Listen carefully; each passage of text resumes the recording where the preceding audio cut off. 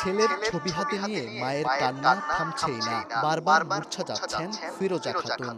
এটাই আমার বুদ্ধিমতী ভূত গো, এটাই আমার সাতরাজার ধন গো। আমার ভাই লাশটা আমি চাই। স্যার আমাদের কথা শুনেন।